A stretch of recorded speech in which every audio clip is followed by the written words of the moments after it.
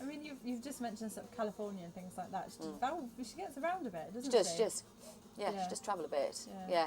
Not in sort of book 2, she doesn't quite so much. Although she goes to Whitecliff to Dover, she goes to Dartmoor.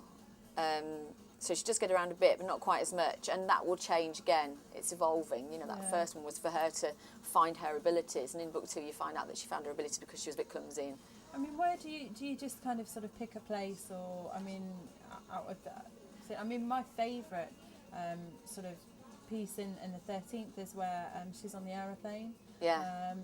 You know, and I just think I had to find out specifics for that though. Yeah. I had to, which is quite a comedy moment really, because I rang up an airline, not naming it, and said, "Hello, I'm writing a book. If I was going to put a bomb on a plane," and it went boo. I was like, "Okay, fine, that's not going to work."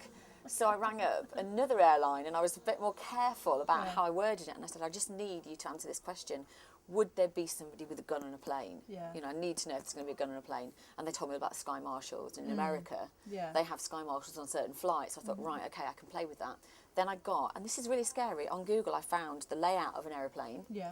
So all the seating all the seating and everything. So I was able to say how many seats each compartment had. Yeah. Then I checked out a flight plan for a plane to find out where it was flying over at what time. Yeah. And the flight numbers. So there's an actual flight number in the book. So I went to a lot of, and that is one of my favourite chapters. Yeah, I like that. And I was so heartbroken for her. Yeah. You know, when she thought everybody was. But you also think, again, there's kind of Delta in there, and everybody's feeling sorry for Delta, Yep. and then at the end of the book you think, actually... Yeah, you don't deserve parents, Who cares? yeah. It's amazing how you can change your feelings towards someone in one sentence. Yeah. The minute she opens that door and says, "Come down, master." Yeah, and you're you like just that. think, oh... And then you're going back and you're sort of flicking through the pages thinking, when did that happen? Yeah. But in the 13th, we're introduced to Val's parents. Yes, Sue and Mike. We then lose Val's parents. Yeah. And in the Turncoats, we then Get them back. Yeah.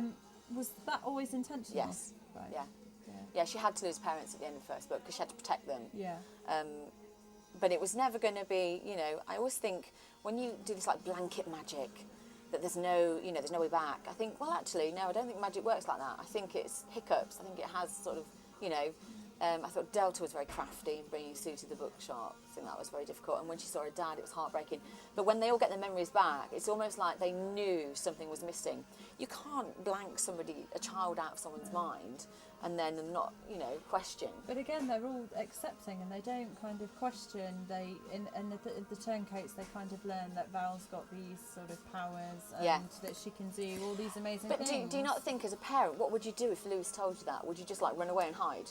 I would just, you'd kind of get on with it, I suppose. Yeah, if you have a child, you do anything for them. It's unconditional love. If your child comes in and says, "Mummy, I'm an alien," you go, "Oh, pet, do you want a cup of coffee? You know, let's talk about it." And I thought, you can't spend too long sort of explaining. Yeah. You know, if you look at something like Star Wars, I know I go back to Star Wars all the time because I'm the biggest fan ever, but if you look at Luke and Obi-Wan, this old bloke, middle of nowhere, this boy goes out and finds him and then leaves with him, you know, because his uncle and aunt have just died. Why would you do that? You'd go to the funeral, you'd go, you know, you have to, in a story, you just have to go, look, I can't waste my time on that. Yeah. Just accept it. Yeah. And kids just go, okay, that's fine. Yeah. They are much more intense than adults in the fact that they'll read the book 6, 7, 8, 9 times and you have to have an answer for every question. But they don't question the fact that you just have to get on with some things. And like, for example, in book 2 with Shane, you're now seeing that Shane knows a lot more than he did originally. And is that something that's going to develop further? Might do. Yeah. May not. Can't tell you. It's book 3. But we're talking about sort of when Val sees her dad again in the second book. Is Sam? Because is Sam aware that this is Val's dad? Yeah. So why do you think he puts her in? Is that a situation that they get in, you know, when she goes to the house and he's there? Is that intentional? Or? For me it was more of a, is this working or not? Is everything okay or not? You know, because if you look at book 1 as deeply as I have, if you look at the 13th, when they actually cast the spell in 1645, and they go back to the bookshop, she says that everyone in the bookshop is protected. Well, if you read the book, Sam isn't in the bookshop, he's taking Eva to the hospital. Oh, right. So he wasn't covered. So if he was affected by the spell, he wouldn't remember Val. Right. Which shows you already in book one that he isn't actually what you think he is. But that was so subliminal. That's Yeah, my that own you sort of just like. don't actually... I'm putting that in, protect myself later on. Yeah. Yeah. I mean, he's developed as a character sort of all the way through the second book. In the first book, he was kind of almost invisible, if you will. Yeah. He was always in the background, and we knew who he was, but it was all sort of, you know, advice given through Shane and Jason and things like that. Because, I mean, you see in the second book, he wasn't really meant to be in contact with her. He wasn't meant to be getting that involved in what was happening to her. And I can't really go in any depth about that. I know, that's it. That's that. Sorry. All done. Do you get the kids? Do they ask you sort of all questions? Oh God, yeah. They're really hard Never as well. mind the adults. They're like, just tell us what they're going to do in book 3. But I can't. You know, there's so much to come yet that if I told you too much, it would ruin it. And I wouldn't want to do that. Now, I want to talk to you about the titles. Yeah. The 13th, the Turncoats. Obviously, they're... Yeah, No. Try. But they've all sort of, they've got meanings, haven't they? Yeah. And the covers, from speaking to you before, they're going to kind of run, you've got a bit of a running Sequence, theme.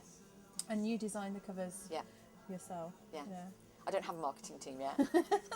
That would be me. Designer, me. Marketing team, me. Yeah. Sales, me. It's something you must be very proud of, though. I love them, yeah. They absolutely, you know, it's really difficult because you're up against all these people with all these different designers and everything, and all I wanted was for something that jumped out of the shelf and people went, wow, what is that? What's that crazy person done? Yeah. You know, and it works. I mean, because the 13th is related to the tattoo that Val has in the first book. Come on. She's the 13th. She's the 13th in her DNA line. But the symbol, is that not the one? Yes. That's the symbol from her tattoo. Yeah. But the 13th is because she's 13th in line. Yeah. I mean, it's just a crazy idea. I you know, the whole concept of the book. Yeah. Are you? Thanks for that, Kerry. No, I don't mean that. You know, I just mean you've obviously got a crazy, vivid imagination. Yeah. To be able to I don't know whether it is. I think that I've been given an idea. I think J.K. Rowling said it once. It felt like it just fallen into her head, and that's what it feels like. It feels like somebody just crammed 6 books into my head, and I can't stop until I've got them out. And I said to my mum one day when I was having a bit of a paddy, I don't want to do this anymore. And she said, well, what else would you do? I was like, I don't know, nothing. Leave me alone. Stop giving me good answers. But they're all there, and I can't stop until I've finished. And then when I finish, I don't know if there'll be any more, but it is really like somebody just dropped 6 books into my head, and I can't get them out. And you have to finish them. Yeah, I haven't got any choice. I suppose they're almost like an extended family, really. They are. I mean, they're there all the time. They're there all the time. And well, we, you know, saying earlier about the music, when I found that song from Linkin Park the other day, was it Where Will We End, or Where Is the End, or something like that. And I listened to it and I was instantly in tears because it fitted one of the scenes from the book perfectly. And I can run through the whole scene when I'm listening to the song. And that's what I did with My Immortal. And it's really funny because I just never connected music like that. But it's like these songs are written for me. Do you listen to music as you're writing? No, I don't, not normally. I normally tend to listen to music. If I'm going running, I'll listen to music. Or if I'm walking, I'll listen to music. And I have to have those times to think. If I go for a walk, I can think of more ideas than I can just sat in front of a book and a piece of paper sometimes. So you're constantly adding to the ideas that you've got then? Yeah, constantly questioning and expanding, yeah.